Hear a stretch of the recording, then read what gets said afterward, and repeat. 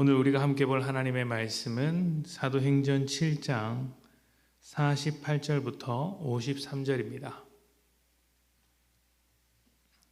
사도행전 7장 48절부터 53절까지 말씀 제가 봉독하겠습니다.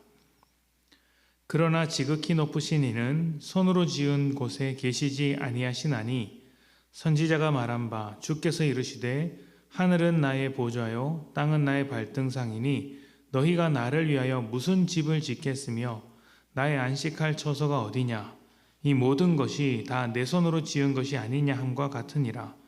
목이 곧고 마음과 귀에 할례를 받지 못한 사람들아, 너희도 너희 조상과 같이 항상 성령을 거스르는도다. 너희 조상들이 선지자들 중에 누구를 박해하지 아니하였느냐. 의인이 오시리라 예고한 자들을 그들을 죽였고 이제 너희는 그 의인을 잡아 준 자요 살인한 자가 되나니 너희는 천사가 전한 율법을 받고도 지키지 아니하였도다 하니라. 아멘.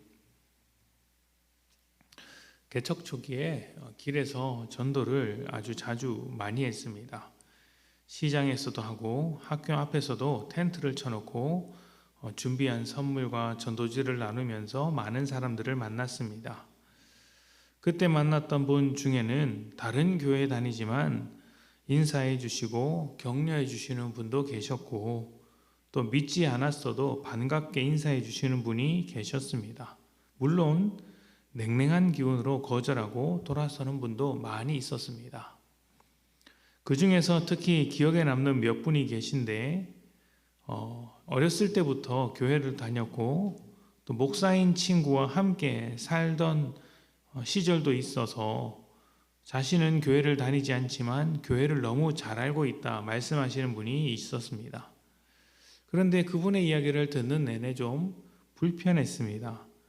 왜냐하면 일단 맞는 이야기를 하는 것도 아니었고 제가 하는 이야기를 들을 생각도 없는 분이었기 때문입니다.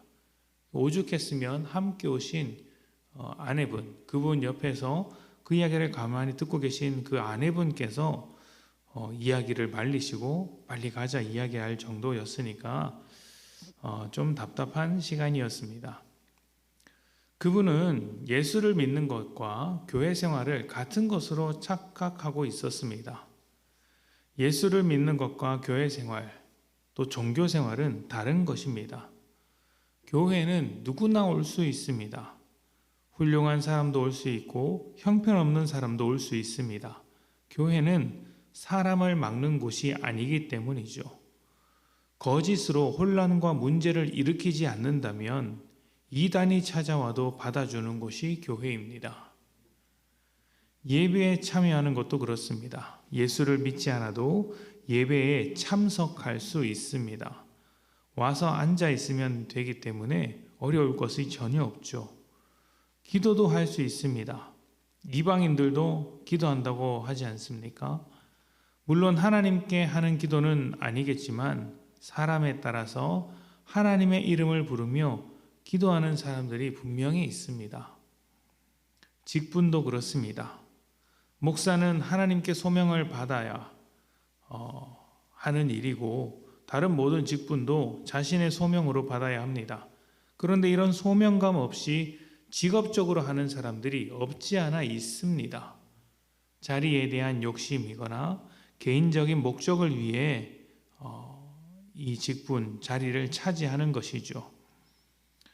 이런 모든 것들이 사실은 종교생활이라는 껍데기입니다. 껍데기는 내용과 본질이 없으면 아무짝에도 쓸모가 없습니다. 예수를 믿는 것 없이 교회 생활을 하면 그것은 내용 없는 껍데기에 불과한 것이죠.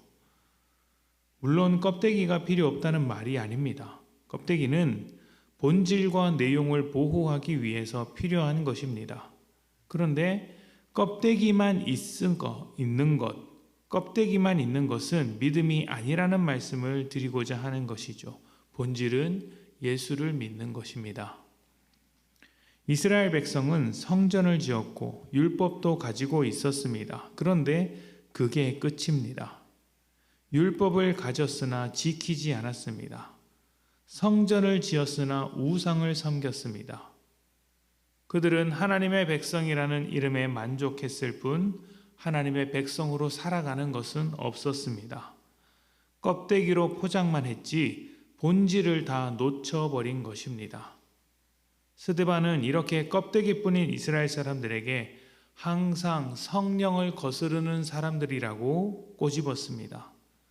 성령님은 우리를 말씀으로 채우시고 온전한 삶이 되도록 인도하시는 분이죠. 그래서 믿음이란 삶의 일부분으로 종교 생활을 하는 것이 아니라 삶 전체, 내 삶 모두를 하나님의 말씀으로 인도함을 받는 것입니다. 그리고 하나님의 자녀로 온전한 예수의 제자로 살아가는 것이죠. 오늘 살아가게 될 여러분의 삶을 미리 생각해 보십시오. 또 지나온 여러분의 삶을 한번 돌아보십시오. 종교 생활하는 것에 만족하십니까? 아니면 예수를 믿고 있습니까? 예수를 믿는다면 믿음대로 살아야 합니다. 삶을 드려야 합니다. 예수를 믿는다면 예수를 따라가야 하는 것이죠. 여러분은 예수를 따라가기 원하십니까?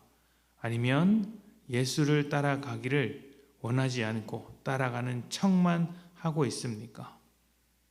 예수를 갈망하십니까? 아니면 무덤덤하십니까? 드릴 수 있는 것과 드릴 수 없는 것을 구별하지 말고 모든 삶을 거룩하게 드리십시오. 종교 생활에 그치지 말고 예수를 믿는 삶으로 여러분의 하루를 채워가는 것입니다. 하나님께서 원하시는 바대로 예수를 믿는 믿음으로 살아가는 삶, 이것이 오늘 우리에게 요구하는 하나님의 뜻이 아닐까 생각을 해봅니다. 순종이 제사보다 낫다는 말이 있습니다. 한 번의 뜨거운 종교 생활보다 지속적인 순종이 더 아름다운 법입니다. 삶 전체를 믿음으로 채워서 순종하는 복된 성도님들이 되시기를 축복합니다. 함께 기도하겠습니다.